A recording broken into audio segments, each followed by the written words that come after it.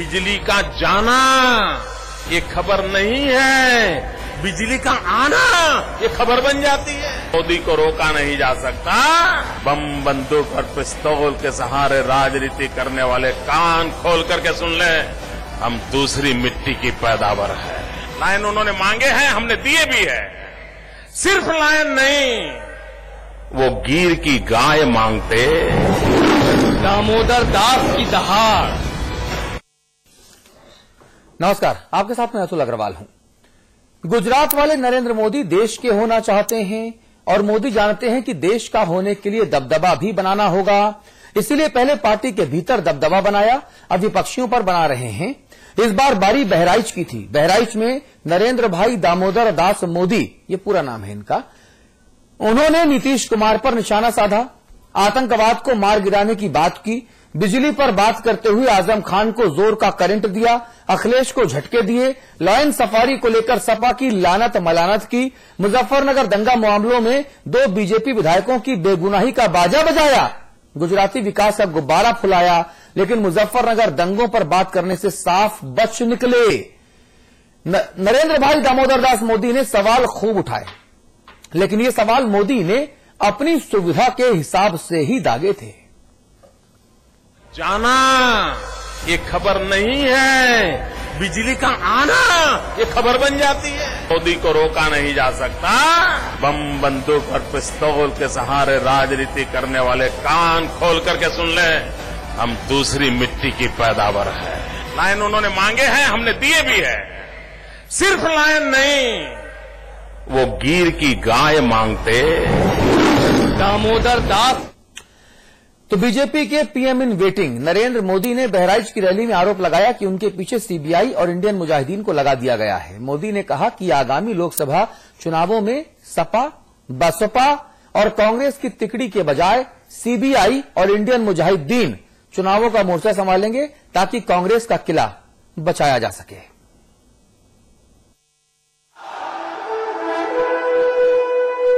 ये बम बंदूक और पिस्तौल के सहारे राजनीति करने वाले कान खोल करके सुन ले,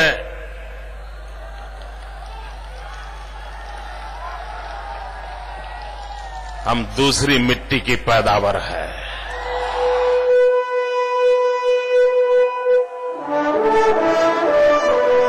अकेला उत्तर प्रदेश तय करे तो हिंदुस्तान में राजनीतिक स्थिर और मजबूत सरकार भी दे सकता है। और इसलिए हिंदुस्तान का भाग्य विजेता उत्तर प्रदेश है, हिंदुस्तान का भाग्य नियंता उत्तर प्रदेश है। राजनीतिक स्थिरता की ताकत भी उत्तर प्रदेश के पास है। उत्तर प्रदेश की उपयोगिता को नरेंद्र भाई से बढ़िया कौन समझ सकता है। 80 सीटों पर टिकी आस्था ने विपक्षियों के अस्तित्व पर सवाल उठाने के लिए मजबूर कर दिया है। गुजरात का बली अब देश का बलजोधा बनना चाहता है, इसीलिए तेजी से सवाल दागते हुए अखिलेश को सीधा करंट दिया। मित्रों, उत्तर प्रदेश में बिजली का जाना ये खबर नहीं है, बिजली का आना ये खबर बन जाती है। लोग चर्चा करते हैं, यार पिछले मंगल को आई थी, कोई कहता है बुधवार को आई थी। इंसान इंतजार कर रहा है बिजली कब आएगी। भाइयों बहनों, क्या बिजली अभी हमारे आपके नौजवान मुख्यमंत्री, मैंने सुना है कि उनके क्षेत्र में तो बिजली मिलती है, बाकी बिहार उत्तर प्रदेश को बिजली देने की उनको चिंता नहीं है। दूसरे खां साहब हैं, उन खां साहब के इलाके में भी बिजली जाती है, लेकिन उत्तर प्रदेश को बिजली नहीं दी जाती है। बिजली पर प्रकाश डालते हुए मोदी आगे बढ़े तो बढ़ते चले गए। पहले हाथी पर वार किया, फिर लॉयन सफारी के बहाने धीरे से सूबे के शेर का शिकार कर डाला। यहां पहले मुख्यमंत्री थे, उनको हाथी का प्रेम था। अभी के मुख्यमंत्री को लायन का प्रेम है, वो लायन सफारी बना रहे हैं। उत्तर प्रदेश के लोगों को रोजी रोटी मिले या न मिले, वो लायन सफारी बना रहे हैं। अकेला उत्तर प्रदेश आगे बढ़ा होता ना, तो भी पूरा हिंदुस्तान अपने आप आगे बढ़ जाता।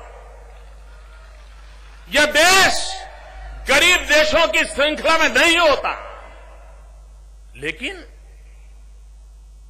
उनको तो सिवाय वोट बैंक की राजनीति करना और किसी काम में नहीं।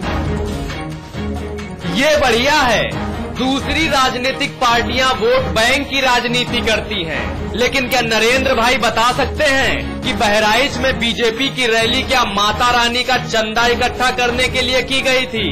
मोदी जवाब नहीं देंगे, क्योंकि गुजरात का शेर केवल सवाल करता है। आगे और भी है, सुनिए। आपने भारतीय जनता पार्टी को बदनाम करने के लिए हमारे 2 विधायकों को जेल में बंद कर दिया और आप कानून के सामने टिक नहीं पाए। और जब न्यायपालिका ने उनको छोड़ दिया तो दूसरे कानून लगा करके दोबारा अंदर कर दिया। अपने विधायक संगीत सोम और सुरेश राणा की बात करते हुए मोदी मुजफ्फरनगर दंगों पर बोलने से बिचक गए। शायद बीजेपी के सूरमा को सवालों से ही प्रेम है। आरोपों का तेगा भांजते हुए मोदी फिर एक जगह ठिठक गए। अगले चुनाव में ये सपा, ये बसपा, ये कांग्रेस, इनकी तिकड़ी चुनाव के मैदान में नहीं आएगी। ये इनकी तिकड़ी चुनाव के मैदान में नहीं आएगी। अगले चुनाव में तो मुझे लगता है सीबीआई, इंडियन मुजाहिदीन, यही लोग चुनाव का मोर्चा संभालेंगे ताकि कांग्रेस को बचा सकें। बहराइच में बात करते हुए बीच बीच में नरेंद्र भाई गुजराती विकास का गुब्बारा भी फुलाते रहे। मंच पर चढ़कर आरोपों के अनुष्ठान में सपा, कांग्रेस और बीएसपी की आहुति खूब दी। उम्मीद है नरेंद्र भाई 2014 के अश्वमेघ यज्ञ में सफल होंगे। भरत यादव, समाचार प्लस।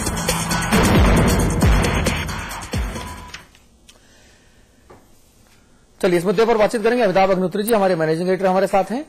हमारे साथ भाई प्रदीप माथुर हैं, आप कांग्रेस की नुमाइंदगी कर रहे हैं।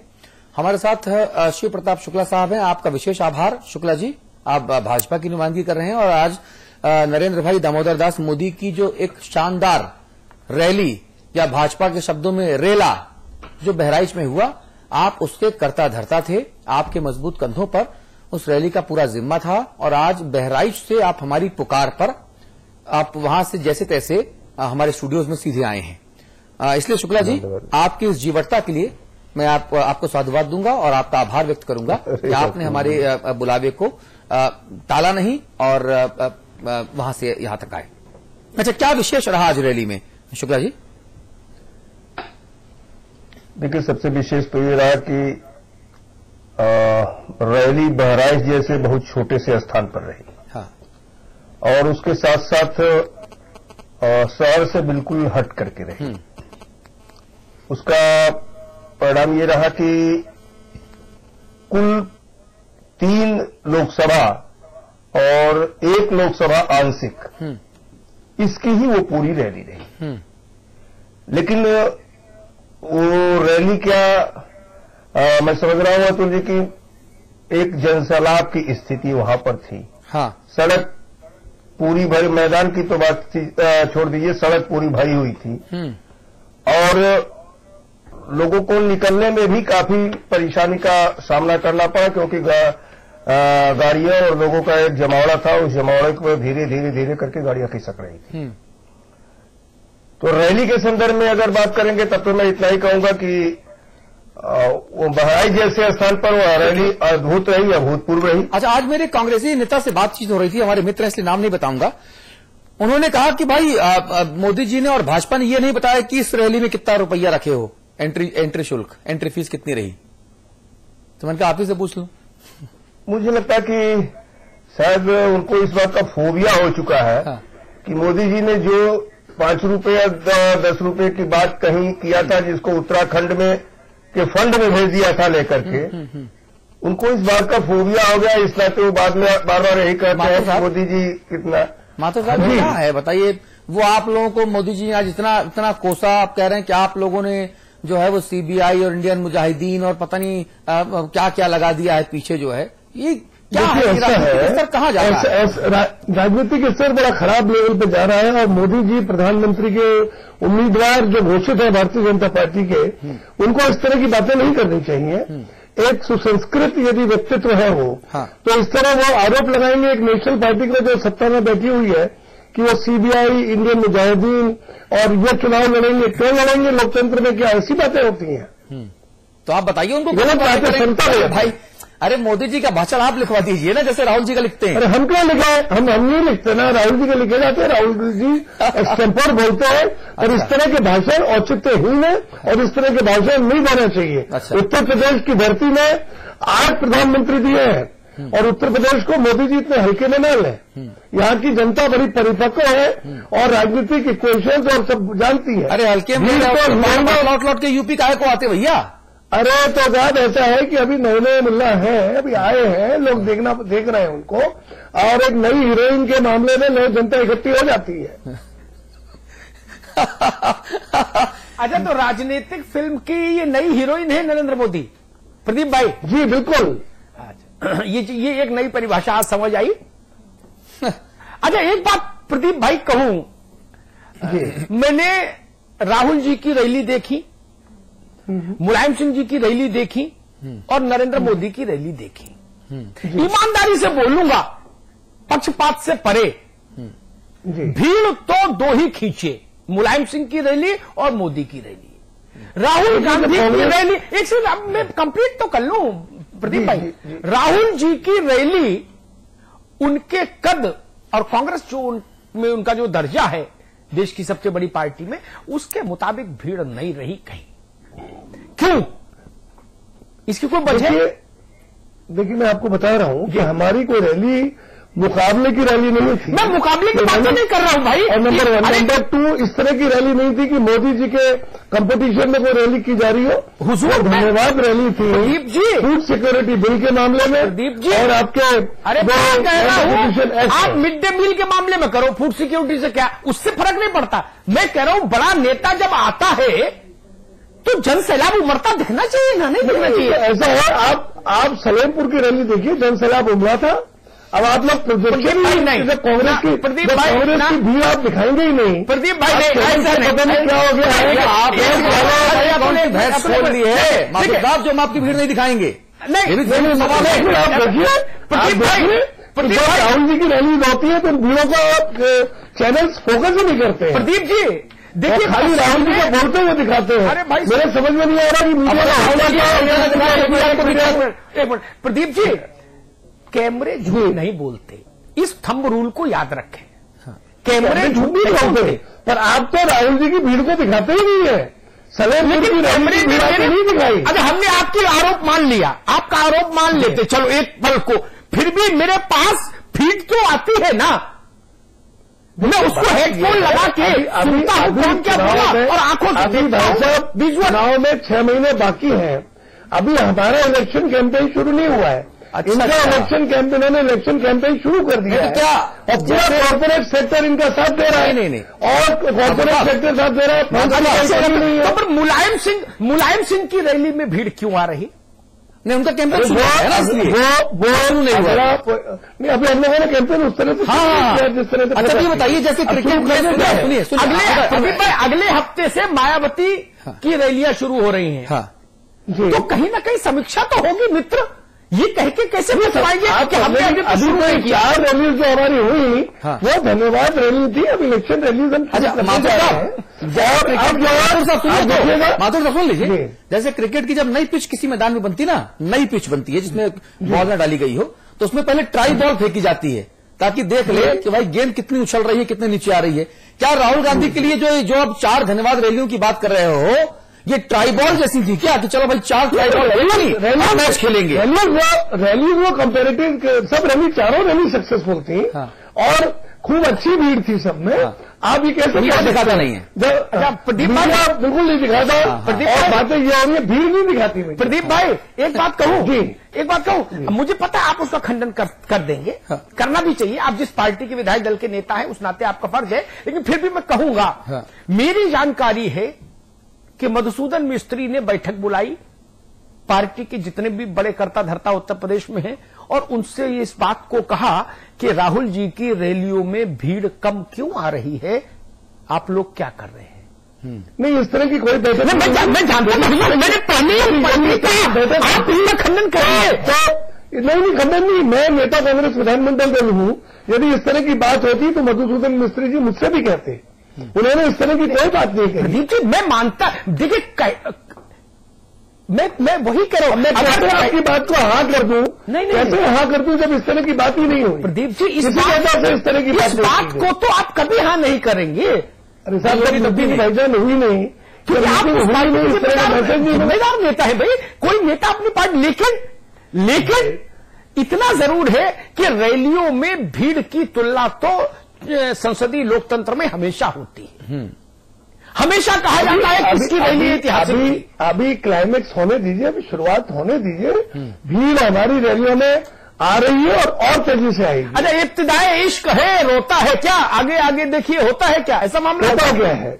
जी आप देखिए। अच्छा, इंशाअल्लाह जी, आमीन, सुबह आमीन, सब आपके लिए।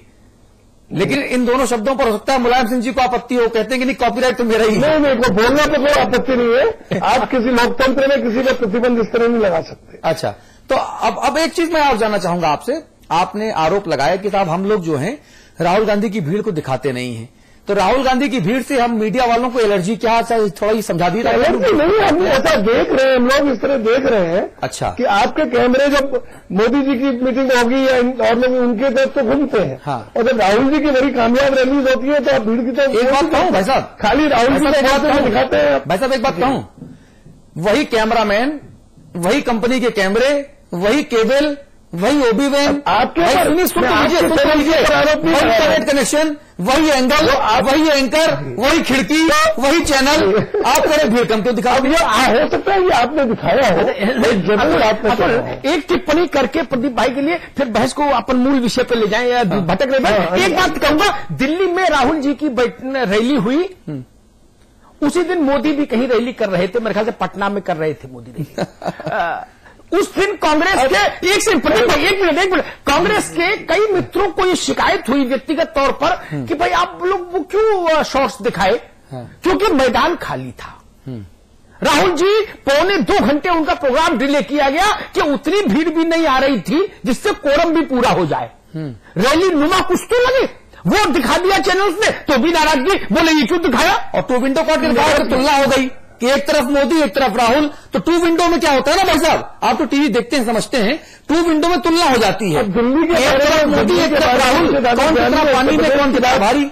उत्तर प्रदेश के बारे में मैं बात करूंगा, दिल्ली के बारे में मुझे कुछ नहीं पता। नहीं, मैं तो राहुल और मोदी के बारे में बात करता हूं। अच्छा, अब राहुल बने, मोदी आप ही लोग तो बने रहे। शुक्ला जी, जी एक सवाल मेरे जहन में, मैंने कल भी ये सवाल उठाया था, हृदय नारायण जी थे चर्चा में। नरेंद्र मोदी उन तमाम सवालों से खुद को सप्रयास बचाते हैं, अब सार्वजनिक उपस्थिति में अपनी, जिन सवालों पर प्रदेश भाजपा के नेता लंबा लंबा वक्तव्य और लंबी लंबी दहाड़ दे ले रहे हैं। मुजफ्फरनगर का दंगा, तुष्टीकरण, आतंकवादी लोगों को छोड़ने का मसला, इत्यादि इत्यादि इत्यादि। नरेंद्र मोदी उन सब चीजों से अपने को सप्रयास दूर रखते हैं। वो सुरेश राणा और संगीत सोम की बात तो करते हैं, लेकिन बिना नाम लिए, और उनके चैप्टर के बाद फिर एकदम विषय बदल देते हैं, मुजफ्फरनगर के दंगे पे नहीं जाते। नहीं, राज्य की भाजपा उन्हीं पर कसरत कर रही है। लेकिन आपका सबसे बड़ा चेहरा उत्तर प्रदेश में जब बोलता है, मैंने उत्तर प्रदेश में उनकी सारी रैलियां सुनी बैठकर इत्मीनान से, कि भाई कम से कम मोदी जी को पूरा सुनो, वो उन सवालों पर जो उत्तर प्रदेश में सबसे ज्वलंत सवाल हैं भाजपा के लिए, कम से कम उन पर वो मौन रह जाते हैं, या उनसे बहुत खूबसूरती के साथ किनारा करके दूसरी तरफ निकल जाते हैं। देखिए अमिताभ जी, आपका सवाल बहुत अच्छा है जी, मैं आपको बताऊं कि उत्तर प्रदेश के लोग उत्तर प्रदेश की स्थानीय समस्याओं से संघर्ष करते हैं, उसकी चर्चा करते हैं। आपने कहा ना आतंकवाद, मोदी आतंकवाद पर बोलते हैं। मोदी जी बड़े साफ शब्दों में आज भी इस बात को कहे कि अगला चुनाव इंडियन मुजाहिदीन लड़ेगी।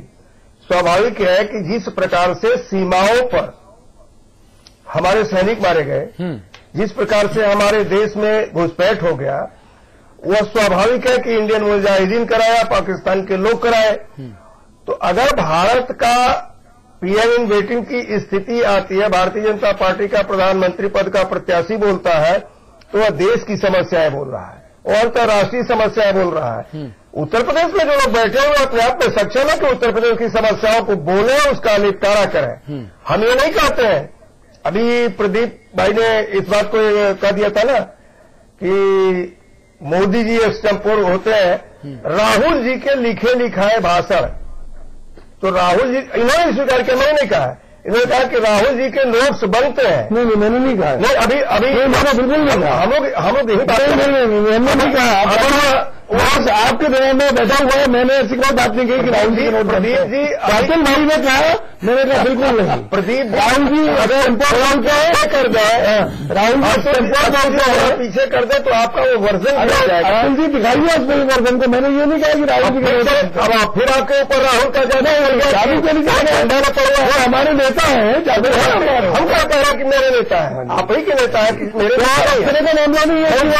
लेकिन मैं तो अपने नेता के विषय में बहुत साफ साफ ये कह रहा हूं कि मेरा नेता उत्तर प्रदेश की समस्याओं को कह दिया। उत्तर प्रदेश के लोग देखो, हमको देश और अंतर्राष्ट्रीय समस्या देखा। आप तो अपने नेता के शब्दों पर भी डरने लगे। एक सेकंड प्रदीप भाई, शिवप्रताप जी कि वो राष्ट्रीय और ठीक है, समझ गया आपकी। वो केवल राष्ट्रीय और अंतर्राष्ट्रीय पर बोलेंगे, लेकिन उत्तर प्रदेश में वोट मांगने जाने वाले अंतर्राष्ट्रीय छोड़ो अंतर्राष्ट्रीय नेता भी हो जाए तो भी ये मैंडेटरी है लोकतंत्र में कि वो इस मुद्दे पर बोले कि पश्चिमी उत्तर प्रदेश में आग क्यों लगी। ये छोटा मुद्दा है क्या? ये जिलाध्यक्ष मुजफ्फरनगर के लेवल का मुद्दा है क्या? ऐसी गलतफहमी है क्या? नहीं, देखिए, वहां भारत का प्रधानमंत्री जाता है, वहां आपका राष्ट्रीय अध्यक्ष जाता है, वहां उसको लेकर बाबेला मचता है। भारतीय जनता पार्टी धरती और आकाश हिला देती है, हंगामा करती है, और नरेंद्र भाई मोदी उस पर टिप्पणी करने से अपने को बचा के चले जाए। ये तर्क यहां शायद नहीं चलेगा कि केवल राष्ट्रीय मुद्दों पर बोलेंगे। वो तो लॉयन सफारी प्रधानमंत्री शिवराज जी, वो लॉयन सफारी पर बोल सकते हैं। लॉयन सफारी राष्ट्रीय मुद्दा है, अंतर्राष्ट्रीय मुद्दा है नहीं ना, देश की सुरक्षा से जुड़ा मुद्दा है नहीं, एक प्रहसन का विषय है, मनोरंजन स्थल बन रहा है, वहां शेर चीते घूमे या नहीं घूमे, उस पर अगर पीएम इन वेटिंग बोल सकता है तो मुजफ्फरनगर पर क्यों नहीं बोल सकते? ये सवाल तो जनता पूछेगी शिवप्रताप भाई। बिल्कुल सही कहा। वो मुजफ्फरनगर की घटना पर हुए लोगों पर जो दुर्व्यवहार हुआ उसमें बोले नहीं बोले, उस एक विधायक पर बोले की सरकार एक शब्द का है। अतुल अमिताभ जी, मैं वो शब्द कह रहा हूँ जो आज की रैली का है जी, मैं वो शब्द कह रहा हूँ जो आज की रैली का है। उन्होंने बहुत साफ शब्दों में ये कहा कि उत्तर प्रदेश में पूरी तौर पर सांप्रदायिकता के आधार पर देख रहे हैं, इसी वजह से हमारे विधायकों को बंद किया जा रहा है। तो सांप्रदायिकता शब्द का करके उन्होंने एक शब्द में पूरे नहीं ये नहीं कहा उन्होंने, नहीं शुक्ला जी, मैं बहुत अदब के साथ पुनरुद्धृत करूंगा मोदी जी को अगर मेरी स्मृति साथ देगी। उन्होंने कहा वोट बैंक की नजर से निर्दोषों को जेल भेज रही है सरकार, सांप्रदायिकता नहीं। और दूसरी बात, रामपुर में बिजली आती है या नहीं और कन्नौज में बिजली आती है या नहीं, ये उनको याद है। जो मुद्दा केवल रामपुर के भाजपा अध्यक्ष के लेवल का है, लेकिन ये मुद्दा याद नहीं आता कि 100 लोग जहां कुर्बान हो गए, शहीद हो गए जिस इलाके में, छोटी घटना है 100 लोगों की शहादत। ये सवाल पूछे जाएंगे, ये सवाल तो उठेंगे। राहुल गांधी पर मैं सवाल उठाता हूं, मैं राहुल प्रधानमंत्री समझ रहे हैं तो उनको की बात नहीं करनी चाहिए। मैंने बहुत का मुद्दा, मैंने जनता पार्टी के लिए एक इस तरह का मुद्दा है कि एक शर्मसार होना चाहिए। मैंने बहुत बार राहुल जी पर यह सवाल उठाया कटाक्ष के साथ कि राहुल जी, आपकी पार्टी जिस स्तर पर आपको स्थापित करके चल रही है, आप देश की बड़ी तात्कालिक समस्याओं पर मौन हो जाते हैं। देश आपका रिएक्शन चाहता है। नरेंद्र मोदी, ये काम केवल आदित्यनाथ के हवाले थोड़ी ना हो जाएगा। जो भारत का प्रधानमंत्री होना चाहता है, जो उत्तर प्रदेश में ये मांगने गया कि राजनीतिक स्थिरता की कुंजी उत्तर प्रदेश के हाथ में है, इतनी सीटें दीजिए कि हम स्थायी सरकार दे पाए, उस आदमी को ये तो बताना पड़ेगा, बोलना चाहिए कि 100 लोग मर गए, उस पर उसकी एक सुविचारित राय आनी चाहिए। हर रैली में मोदी जी यह विषय नहीं उठाएंगे। हमारे राष्ट्रीय अध्यक्ष आदरणीय राजनाथ सिंह जी भी वहां के लिए गए। शिव प्रताप जी कानपुर, झांसी, उसके बाद आगरा गए थे मोदी अतुल? जी मुझे याद नहीं। कानपुर, झांसी, आगरा और आज बहराइच, चारों रैलियां मैंने पूरी तन्मयता से सुनी है। चार में स्मरण नहीं आया तो क्या जब आगरा का 21 को है अतुल जी? नहीं, तब क्या पटना तब क्या ये सब पटना की बात याद है। पटना के बाद उन्होंने 2 रैलियां की, दोनों में पटना का विस्तार से उल्लेख है, लेकिन 100 लोग मर गए, उस घटना का उल्लेख नहीं होगा। पटना पर भी रविशंकर प्रसाद बोल ही रहे हैं, ये रूडी बोल ही रहे हैं, शहनवाज बोल ही रहे हैं, गिरिराज बोल ही रहे हैं, पटना में ताल ठोक ही रहे हैं, सुशील मोदी बोल ही रहे हैं, फिर क्या जरूरत थी बड़े मोदी की? सारी वोटों की राजनीति हो रही है। ये पटना में जाके सहला के आते हैं, और जब गोधरा के दंगे हुए थे तब क्यों नहीं सहलाने गए थे लोगों को? नहीं देखिए, गोधरा तक नहीं जाए माथुर साहब, नहीं तो फिर बड़ा मुश्किल होगा। आदरणीय शिव प्रताप जी भागलपुर के दंगे तक चले जाएंगे तो फिर बड़ा इतिहास खराब हो जाएगा। ये भागलपुर के दंगे तक जाएंगे फिर बात जब आगे बढ़ेगी तो मिसेस गांधी के हत्या के बाद जो क्या हुआ उसका विवरण, इसलिए उसको तो छोड़ ही दो, वहां बात नहीं करें, आज के मुद्दे पर रहे, वरना हजारों सवाल उठेंगे। और जो सबसे ज्यादा शासन करता है, कटघरे में भी सबसे ज्यादा वही होता है। इसलिए कांग्रेस को हमेशा संयमित टिप्पणी करनी चाहिए। अति उत्साह में कांग्रेस नहीं आए, जो कभी शासन में नहीं आया। नहीं, आज जिस तरह के मैंने हमारी पार्टी के ऊपर आरोप लगाया है वो सर्वथा निंदनीय है। अच्छी बात है, आपको तो निंदा करनी भी चाहिए। आप निंदा नहीं करेंगे तो आप उस पार्टी के नेता कैसे माने जाएंगे? स्वाभाविक है जी। लेकिन मेरा मानना यह है कि उत्तर प्रदेश की जनता, मोदी जी भी ये मानते हैं और हर आदमी मानता है कि उत्तर प्रदेश अपने में राष्ट्र है, इसलिए उसकी तुलना मिजोरम, अरुणाचल और नागालैंड से तो हो नहीं सकती। वहां के सवाल राष्ट्रीय राजनीति को प्रभावित करते हैं, तो वहां के बड़े मसाइल पर आपकी टिप्पणियां आनी चाहिए। मैं लगातार 5 रैलियों में इस बात को बहुत शिद्दत से मैंने नोट किया है कि मोदी जी उत्तर प्रदेश के जो बड़े सवाल है, मैं ही उनको बड़ा सवाल नहीं कह रहा, आपकी पार्टी के लिए भी जो बड़े सवाल हैं उन सब पर आप मौन हैं, मतलब मोदी जी मौन हैं। ये तो लोग जानना चाहेंगे ना। नहीं, जिनमें तंज हो, कटाक्ष हो, वो घटनाएं आपको याद है। रामपुर के किस मोहल्ले में बिजली आती, किस में नहीं आती, ये पता है प्राइम मिनिस्टर इन वेटिंग को। लेकिन 100 लोग जिबह हो गए, वो सवाल टाल देंगे हम, 2 विधायक कह के बात को आगे पास ऑन कर देंगे। लॉयन सफारी से भारत के प्रधानमंत्री पद के उम्मीदवार का क्या मसला बताइए? कहीं लॉयन सफारी बने, 2-4 शेर चीता भालू आ जाएंगे तो क्या फर्क पड़ रहा, और नहीं आ जाएंगे तो क्या फर्क पड़ रहा उत्तर प्रदेश के मुस्तकबिल पर? क्या फर्क पड़ता? कोई फर्क नहीं पड़ता। बड़े सवाल जिससे हिंदुस्तान की 23 करोड़ की आबादी, 1/5 हिंदुस्तान जहां बसता हो, वहां के सांप्रदायिक सौहार्द को बिगाड़ने की सबसे बड़ी घटना पर अगर हम मौन हो जाएं तो शायद हम अपने पद और कद के साथ न्याय नहीं करते। जी, मैं इस बात को कह रहा हूं। नहीं, देखिए मैं इससे सहमत नहीं हूं। इसके पहले की रैली में भी उन्होंने बड़े साफ शब्दों में मुजफ्फरनगर के उस विषय पर, जब विधायकों की गिरफ्तारी हुई थी, उस पर भी उन्होंने कहा था, और उस समय भी ये कहा था कि मुजफ्फरनगर की घटना के लिए राज्य सरकार दोषी है। यह बात तब भी कही थी जब विधायकों की ये दूसरी बार है जबकि जो है आज बहराइच की रैली में उन्होंने विधायकों के सवाल को उठाया, क्योंकि आज विधायकों के ऊपर से रासुका जो है बोर्ड को हटा दिया। उन्होंने ये कहा कि पहले न्यायालय से बात करें, फिर उसके बाद मुकदमा लगा दिया, रासुका लगा दिया और आज उनको फिर छोड़ दिया गया। इस पर उन्होंने कहा लेकिन मुजफ्फरनगर की घटना से तभी वो जो हमने छिपाने का काम नहीं किया है, प्रताप जी तो न बोलने का काम भी नहीं, बोले भी है लेकिन एक सीमा तक बोले। संगीत सोम और सुरेश राणा पर बोलना पार्टी की जिम्मेदारी है, वो पार्टी के मेंबर हैं, विधायक हैं, उन पर बोलना मुजफ्फरनगर के 100 लोगों की मौत पर टिप्पणी नहीं हो सकती आपकी। मेरे घर का बच्चा है वो जेल चला जाएगा, मैं उस पर तो बोलूंगा ही, लेकिन मूल मसले पर अगर मैं मौन हो जाऊं तो मेरे लिए महत्वपूर्ण ज्यादा है मूल मसला। उस मूल मसले के चलते संगीत सोम और दूसरा क्या नाम है सुरेश राणा कहते देखो दंगे में मैंने करे बोल पर, इसलिए मुझे ये सवाल खटका। कल मैंने सवाल उठाया था, आज विस्तार से उठाया। माथुर साहब, आप कह रहे हैं दंगे इन्होंने कराए हैं और राहुल गांधी जी के पास इनपुट आता है कि जो दंगे के पीड़ित हैं वो आईएसआई के संपर्क में है। अब मैं इसीलिए कह रहा हूं की बात नहीं थी भाई साहब, गंभीर है, जिस तरह से गंभीर है। हाँ, जिस तरह से हम लोग दायरा करके आए भाई, आईबी में कहते मेरे पास कोई इनपुट नहीं था, केंद्रीय गृह मंत्री ने कहा मेरे पास कोई इनपुट नहीं था, यूपी सरकार ने कहा इनपुट नहीं था, राहुल गांधी जी को आकाशवाणी कहां से हुई? इसलिए आपसे कह रहा हूं कि दंगे किसने कराए नहीं कराए सब जांच का विषय है। इन मुद्दों को आज हम छुए ही ना।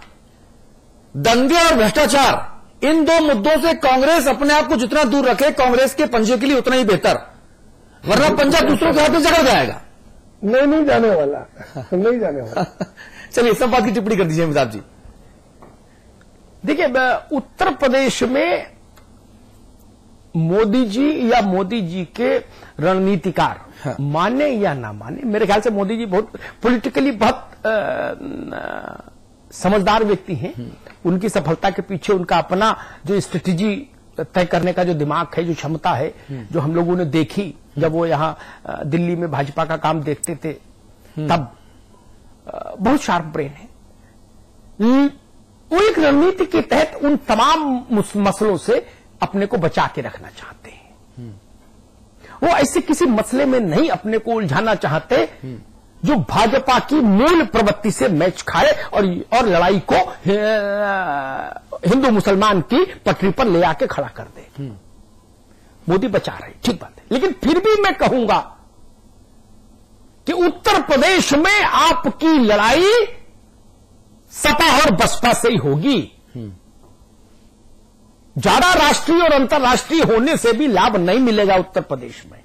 आंध्र प्रदेश की सवाल उठाएंगे, एटा में, इटावा में जगन रेड्डी का, कौन जाने जगन रेड्डी को, फर्रुखाबाद में, एटा में, इटावा में, पटियाली में, खिमसेपुर में, बेवर में, जलालाबाद में, गुरसाईगंज में, कौन जानेगा जगन रेड्डी को।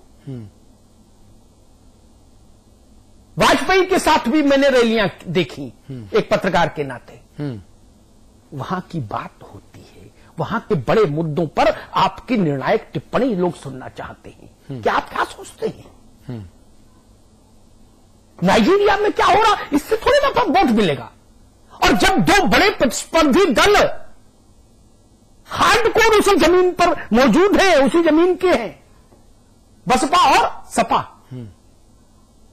तो मैं कहूंगा भारतीय जनता पार्टी का प्रादेशिक नेतृत्व जिन मुद्दों को उठा के रखता है कंधे पर, उन मुद्दों पर अगर उसका सबसे बड़ा चेहरा अपनी मुहर नहीं लगाता तो प्रादेशिक नेतृत्व की विश्वसनीयता भी खंडित होती है। छोटों ने जो सवाल जेरे बहस रखे उन पर बड़ा आके मोहर तो लगाए। अब प्रवक्ता गण बेचारे 15 दिन तक एक माहौल बनाते हैं, रैली होती तो रैली दूसरी दिशा में जाती है, तो क्या करे प्रवक्ता फिर। इसलिए मैं कहता हूं कि बड़े मुद्दों पर बात होनी चाहिए। और एक बात अंत में प्रदीप जी के लिए कहूंगा कि प्रदीप जी लाख पर्देदारी कीजिए, ये जनता का मंच है। रैली में भीड़ से नेता के कद का मूल्यांकन आज से नहीं, आजादी के समय से होता आया है, होता रहेगा। हाँ। अगले हफ्ते से मैं आगाह कर रहा हूं, बहन जी भी निकल रही है लाभ लश्कर के साथ, और भीड़ के मामले में बहन जी का भी कोई सानी नहीं है। साइकिल पर आदमी आता है, उसको बस नहीं चाहिए होती है जी। अपनी रोटी बांधकर साइकिल पर आता है अपने पैसे से। हाँ, हाँ, हाँ। कांग्रेस का प्रदर्शन अभी तक इस मामले में मुलायम सिंह जी की पार्टी और मोदी जी की पार्टी दोनों से कमतर दिख रहा है मुझे। ये कांग्रेस के लिए चिंता का विषय होना चाहिए, क्योंकि ये उसका होम स्टेट है, होम स्टेट। जी। और माथुर साहब, एक आपको एक भाई होने के नाते एक सलाह जरूर देना चाहूंगा। कांग्रेस के आला कमान को आप लिखित में सुझाव दीजिए कि आप एक ऐसा मीडिया चैनल खोलिए जो राहुल गांधी जी की भीड़ को वाइड एंगल करके मैदान को ना दिखाए, वो क्लोज शॉट बनाए जिसमें भीड़ ज्यादा नहीं है, और लूप बना के दिखाए। ऐसे कैसे हाउ इट इज पॉसिबल, कैसे संभव है? नहीं, संभव है। नहीं, कांग्रेस के लिए सब कुछ संभव है। नहीं कहना चाहिए। जब कांग्रेस के लिए इस तरह से आरोप संभव है ना, जब कांग्रेस वालों के लिए मीडिया के ऊपर इस तरह के आरोप लगाना संभव है, तो फिर मीडिया वालों के लिए ये कहना भी तो संभव है कि अपना खुद का चैनल खोलिए, युवराज को दिखाइए और धर्म के भीड़ दिखाइए। महसूस करते हैं कि मीडिया जो है वो कांग्रेस की रैलीज की भीड़ नहीं दिखाती, आरोप नहीं है हमारा, बस हम महसूस करते हैं। इसके पीछे का इसके पीछे का शास्त्र में समझूंगा, इसके पीछे का शास्त्र में आपको फोन करके समझूंगा रात में। सवाल बड़ा ये है कि जब ओपिनियन पोल या प्री पोल सर्वेज कांग्रेस की जी हुजूरी करते नजर आए तब सर्वे बहुत अच्छे, जब परिणाम विपरीत आए तो आप उनको चुनौती दो, और राजस्थान में जैसे आज 1 घंटे पहले बैन लग गया, उस तरह से आप यहां वहां बैन लगवाते घूमो। 5 प्रदेशों में लग गया। हाँ, हाँ। ये मेरा जो सवाल है, सवाल इस बात के ऊपर है कि जब तक कांग्रेस के लिए रसगुल्ला खिलाएं हम तो आप बहुत अच्छे, और जब हम रसगुल्ला हटा के मिर्ची दिखा दें तो आप बहुत बुरे। ये कांग्रेसियों को सोचना पड़ेगा, क्योंकि जो जनता है वो जनता बोलती भले ही कुछ ना हो, लेकिन जनता मूर्ख नहीं है, ये समझना पड़ेगा। आप सभी का बहुत बहुत शुक्रिया। अमिताभ जी आप बने रहेंगे, एक ब्रेक लेना, ब्रेक के उस पर बात उत्तराखंड की होगी।